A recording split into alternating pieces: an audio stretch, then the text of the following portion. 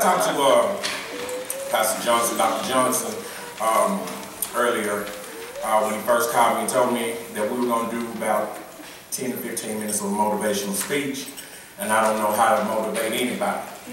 I know how to preach. All right. So what I'm going to do is I'm going to change about 2 of the minutes, and I'm going to preach probably 2 of them, and I'll motivationally speak the other 12, if y'all don't mind. Can I do that? Okay. So I went on and asked why I was up here, because I knew Dr. Johnson probably tell me, no, if I said him down there, y'all don't be able to hear.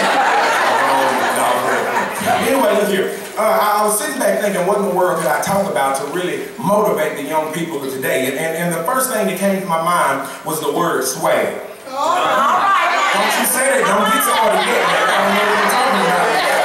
The term swag has been run into the ground by social media and athletes alike. Everybody you know has some type of swag.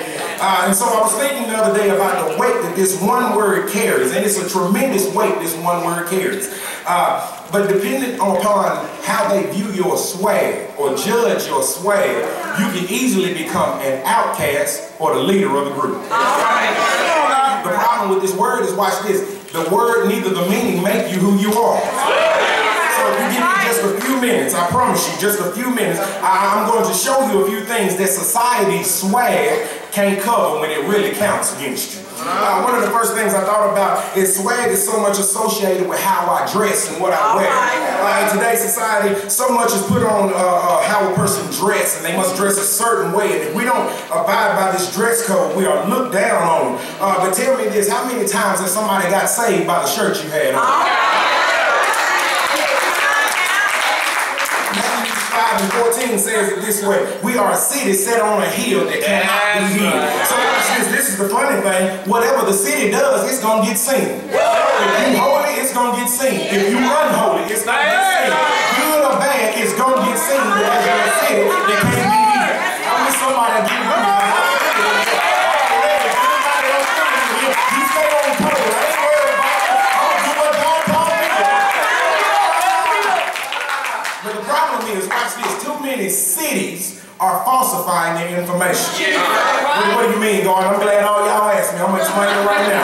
Too many cities are claiming to be one thing, but they're doing another. Too many cities, watch this, claim to be holy cities, but they got satanic billboards. Okay, you want me to explain it? Don't you want me to explain it? Get on Facebook today. You get on Facebook, you know what their religion is. When you see Christianity, that's their city. But if you go down and read their post, help them, I don't like them folks right there. They make me sick. That's satanic billboard. So how can a holy city have satanic billboard? You know, a satanic billboard can't be in a holy city. And the ones of y'all that ain't stand up, I already know, because you post things.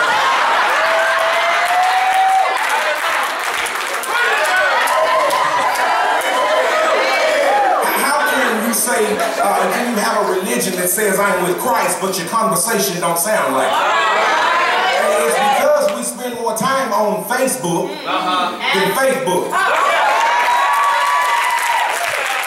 Log out Facebook, get into Facebook, and see what the creator of all humanity says about you.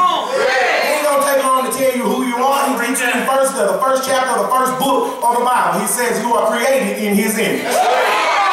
So watch this. You want to see some real swag? Let's talk about a man who walked on water. You can't find a pair of shoes big enough to walk on water. I'm talking about a real God, real swag.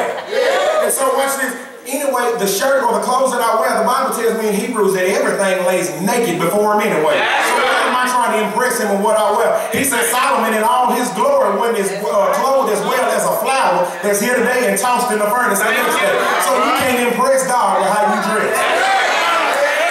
Okay, and so while I'm on this subject, if y'all give me just a few seconds, while I'm on this subject, will all of y'all do me a major favor? Say yes if you agree. Yeah.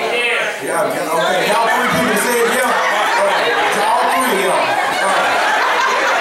Quit listening to what folks tell you are. Because see, confused folks can't tell you who you are because they're confused about who they are.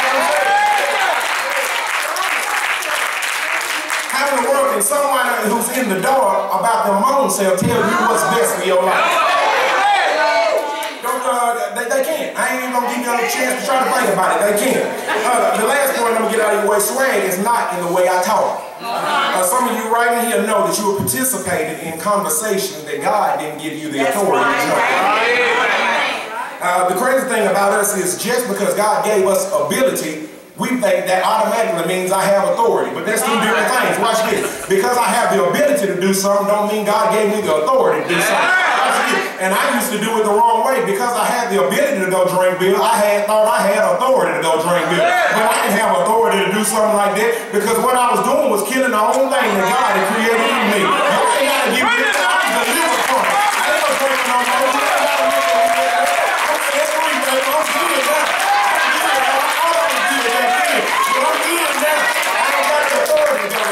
But watch this, another thing I found out after I got delivered from alcohol. I was so holy, I was one of the holiest people y'all ever seen. And I said, God, I don't even drink no more. But he said, you still talking? I don't have authority to talk about God's creation since I didn't create God's creation. And so watch this. You got to watch all the subtle little tricks that the enemy puts on you. You might not be an alcoholic like I was, but you might say something about your buddy when you're buddy.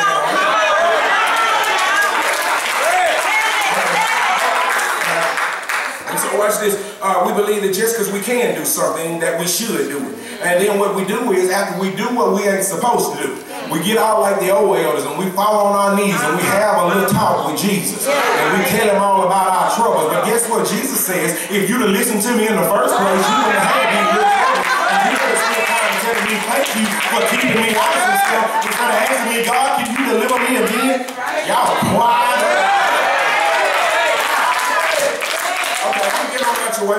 And so as I close, watch this. I know you may be wondering, well, Jeremy, you done told me swag ain't how I dress. Swag ain't what I say. Well, what is swag? Well, according to Paul in the letter to the Ephesian church in chapter 2, verse 8, Paul tells us what the definition of real swag is. Paul says in verse 8, for by grace you are saved through faith, and not that of yourself. It is a gift of God. Everybody get it?